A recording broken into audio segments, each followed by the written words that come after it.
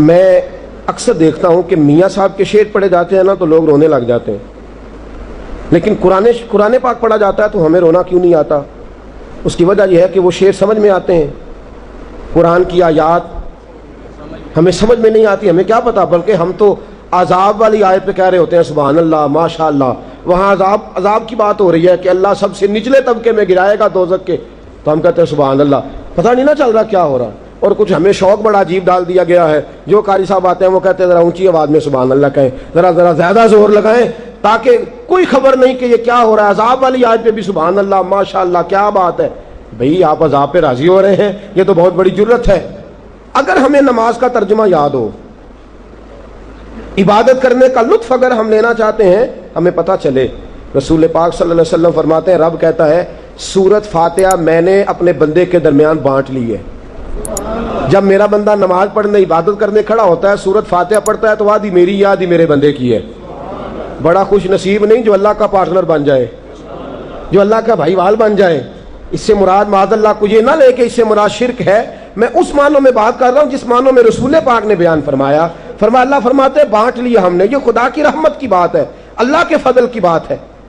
فرمایا جب بندہ کہتا ہے نا الحمدللہ رب العالمین، تمام تعریفیں اس کے لیے جو تمام جہانوں کا رب ہے، فرمایا یہ بھی میری بات ہے، یہ بھی رب کا حصہ ہے، یہ خدا اپنی رحمت سے جو اس کی شان کے لائق ہے اس انداز میں بات ہو رہی۔ الرحمن الرحیم، یہ بھی خدا کی تعریف ہے۔ مالک یوم الدین، یہ بھی اللہ کی بارگاہ میں ثنا ہے، اللہ کی حمد ہے۔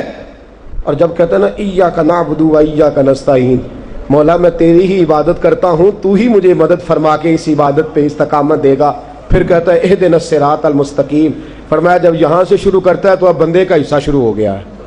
تو ہمیں پتہ چلے تو تب نہ کہ ہم نماز میں کیا کر رہے ہیں، کیا بول رہے ہیں۔ اگر ہمیں خبر ہونی شروع ہو جائے کہ اس وقت کیا ہو رہا، میرے رسول پاک صلی اللہ علیہ وسلم نے فرمایا عبادت اس طرح کر کہ تو اللہ کو دیکھ رہا ہے، اس طرح عبادت کر تو اللہ کو دیکھ، ورنہ یہ تو ہو کہ اللہ تجھے دیکھ رہا ہے۔ جب تک ہم غور کر کے ہم کھڑے ہوتے ہیں نماز میں اور ساری دکان کا حساب کر لیتے ہیں، وہ باتیں ساری جو کبھی یاد نہیں آتی، وہ ساری وجہ اس کی پر ترجمے کا نہیں پتا، ہمیں کیا خبر ہم کیا بول رہے ہیں، ہم نے تو جملے رٹے ہوئے طوطے کی طرح۔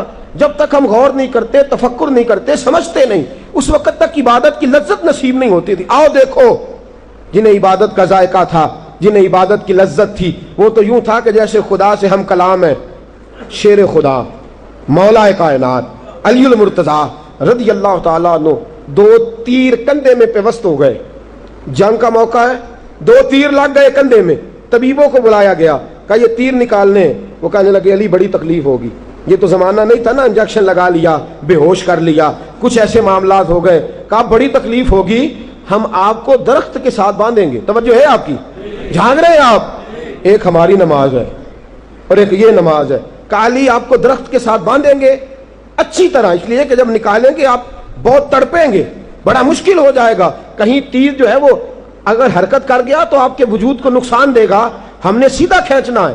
تو ہماری حکمت کہتی ہے کہ آپ کو درخت کے ساتھ باندھ لیں پھر تیر کھینچیں۔ شیر خدا کیا فرماتے ہیں، شیر کی بات بھی شیر جیسی ہے، کیا ارشاد ہے خوبصورت۔ فرمانے لگے باندھنے کی ضرورت نہیں، جب تم نے علاج کرنا ہوا مجھے بتا دینا، میں نماز کی نیت باندھ لوں گا، میں نماز کی نیت باندھ لوں گا، تم تیر کھینچتے رہنا، تم خون نکالتے رہنا، میں تو ہوں گا اپنے رب کے ساتھ۔ اس وقت میں جانوں میرا رب جانے، مجھے پتا بھی نہیں چلے گا۔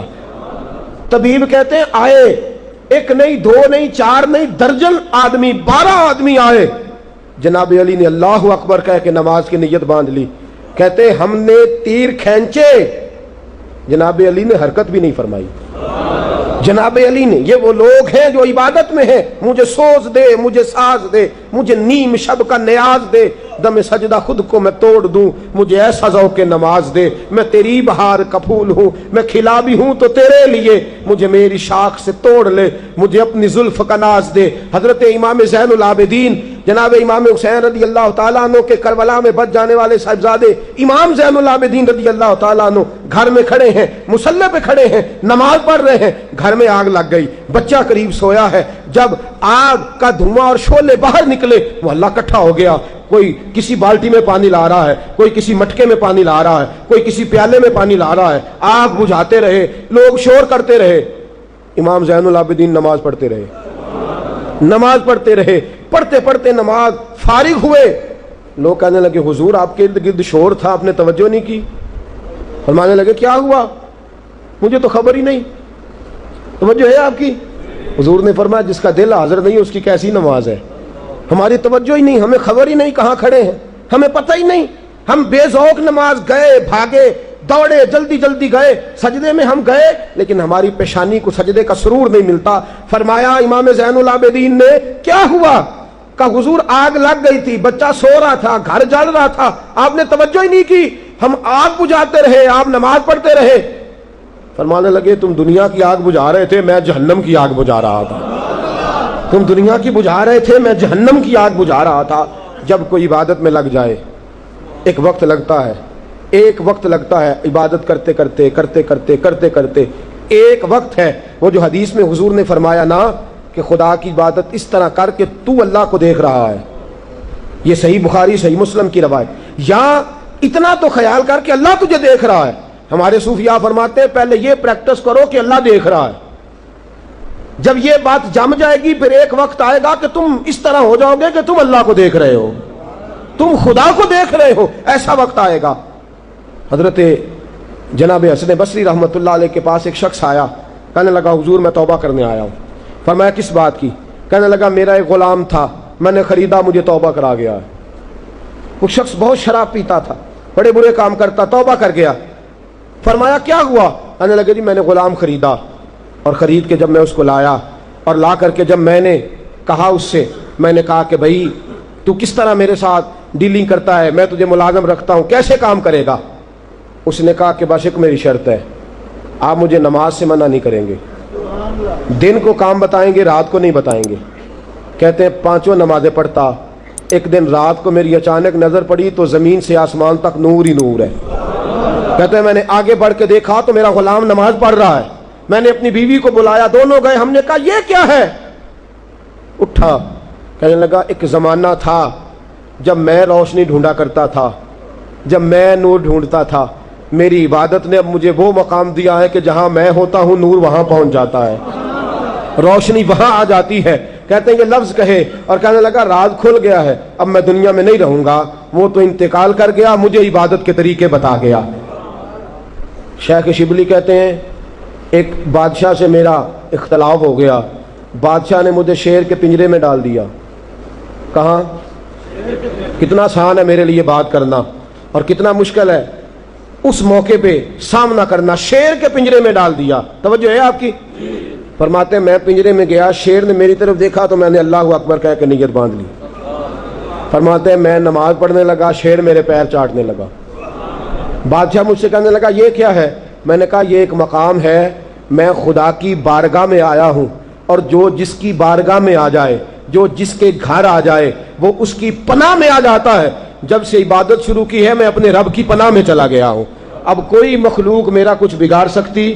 لو آخری بات سنیے، حضرت سعید بن عامر رضی اللہ تعالیٰ عنہ نبی پاک صلی اللہ تعالیٰ علیہ وسلم کے صحابی ہیں۔ حضرت سعید بن عامر رضی اللہ تعالیٰ عنہ کو حضرت فاروق اعظم رضی اللہ تعالیٰ عنہ نے حمص کا گورنر بنا دیا، عامل بنا دیا۔ حضرت عمر کا طریقہ یہ تھا کہ بعد میں خبر بھی رکھتے تھے گورنروں کی کارکردگی کیسی ہے۔ حضرت فاروق اعظم پہنچے، پتہ کیا بھئی کیا کارکردگی ہے؟ جاگ رہے ہیں آپ لوگ؟ کچھ سو رہے ہیں بیچ بیچ میں، کچھ جاگ رہے ہیں؟ میں نے کہا کچھ سو رہے ہیں۔ اچھا جو جاگ رہا ہے وہ تو کہے گا نا میں جاگ رہا ہوں، تو جو سو رہا ہے وہ کیسے کہے گا کہ میں جاگ رہا ہوں؟ تو بہرحال سو رہا ہے، وہ کیسے کہے گا میں جاگ رہا ہوں؟ اچھا قابل توجہ بات، حضرت عمر فاروق رضی اللہ تعالیٰ عنہ نے پوچھا کیسا گورنر ہے تمہارا، کیا خیال ہے تمہارا گورنر کے بارے میں؟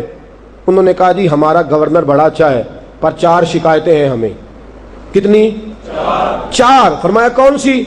کہنے لگے جی حضرت سعید بن عامر کا معاملہ یہ ہے کہ دن کو ملاقات کرتے ہیں، رات کو کسی سے ملتے نہیں۔ دوسرا معاملہ یہ ہے کہ پہلے صبح صبح فجر میں آ جاتے تھے لوگوں کی بات سننے، اب دن چڑھے باہر نکلتے ہیں۔ تیسری شکایت یہ ہے کہ مہینے میں ایک دن ایسا ہے کہ ملاقات کرتے ہی نہیں۔ چوتھی شکایت یہ ہے کہ کبھی کبھی رونے لگتے ہیں اور روتے روتے بے ہوش ہو جاتے ہیں۔ حضرت عمر نے بلایا، لوگوں کو بھی بلا لیا، فرمایا سعید تیری 4 شکایات ہیں۔ پہلی شکایت یہ ہے کہ تو دن چڑھے آتا ہے، صبح صبح کیوں نہیں آتا؟ توجہ ہے آپ کی؟ کل خواتین کے حوالے سے بات ہوئی نا، تو ذرا ایک جملہ یہ بھی سنیے گا، کہا تو دن چڑھے آتا ہے بر وقت کیوں نہیں آتا؟ حضرت سعید بن عامر گورنر ہے صوبے کے، فرمانے لگے حضور آپ نے پوچھ لیا ہے تو آپ میرے امیر ہیں، آپ کو بتانا میرے لیے ضروری ہے۔ اصل بات یہ ہے کہ میری بیوی بیمار ہے، اس بھلی عورت نے 30 سال میری خدمت کی ہے، اب وہ بیمار ہو گئی ہے، میں صبح اٹھتا ہوں تو آٹا گوندتا ہوں، روٹیاں پکاتا ہوں، بیوی کے منہ میں لقمہ دیتا ہوں، میں گھر میں جھاڑ پوچھ کرتا ہوں، اس نے میری خدمت کی ہے 30 سال، اب اسے ضرورت پڑی ہے تو میں یہ کام کرتے کرتے مجھے دن کا اجالا نکل آتا ہے تو آتا ہوں۔ حضرت عمر خاموش ہو گئے، کہا اچھا یہ بتلائیے آپ لوگوں کو دن میں ملتے ہیں رات کو کیوں نہیں ملتے؟ تو کہنے لگے عمر میں نے رسول پاک سے سنا ہے جو ایک سجدہ کرے گا اسے خدا کا قرب کا ایک درجہ مل جائے گا، میں نے دن رکھا ہوا ہے مخلوق کے لیے اور رات رکھی ہوئی ہے اپنے رب کریم کے لیے۔ فرمایا دن کو مخلوق کی باتیں سنتا ہوں، رات کو خالق کی عبادت کرتا ہوں۔ حضرت عمر کہنے لگے مہینے میں ایک دن آپ ملتے ہی نہیں، ایک دن آپ ملتے ہی نہیں مہینے میں۔ تو حضرت سعید بن عامر رضی اللہ تعالیٰ عنہ نے فرمایا عرض کیا نا بیوی بیمار ہے، مہینے میں ایک دن ایسا رکھا ہے کپڑے دھوتا ہوں، اپنے بھی بچوں کے بھی بیوی کے بھی، میں یہ سارے کام کرتا ہوں مہینے میں۔ کہا اچھا یہ بتلائیے سنا ہے آپ روتے روتے بے ہوش ہو جاتے ہیں۔ حضرت سعید بن عامر پھر روئے، تڑپے اور کہنے لگے عمر عبادت تو آج شروع کی ہے نا، جب پچھلی زندگی کے گناہ یاد آتے ہیں تو رونے لگ جاتا ہوں، جب پچھلا دور آنکھوں کے آگے گھومتا ہے، جب اپنی کوتاہیاں یاد آتی ہیں، جب وہ کیے ہوئے جرم یاد آتے ہیں، پتہ سارا ہے سردار نو کیتیاں دا ایدہ پردہ چپایا ہی پلاؤ سی۔ کہا پچھلے گناہ جب یاد آتے ہیں، خطائیں یاد آتی ہیں تو پھر صبر نہیں رہتا، ضبط نہیں رہتا، رو پڑتا ہوں۔ حضرت علی المرتضیٰ شیر خدا فرماتے ہیں صحابہ کا حال یہ تھا کہ رات ہوتی تھی تو دنیا سے کٹ جاتے تھے، مصلوں کو آباد کرتے تھے، عبادات کرتے تھے، تہجد پڑھتے تھے، اشراق پڑھتے تھے، چاش پڑھتے تھے، اوابین پڑھتے تھے۔ دوستو معمول بنائیے